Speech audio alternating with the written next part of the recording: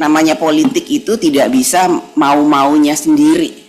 Namun dalam berpolitik itu kita juga harus bisa melihat semua kepentingan, yang mana kepentingan itu nanti ujungnya harus kita samakan adalah untuk kepentingan bangsa dan negara. Karena memang kita harus bekerja untuk rakyat.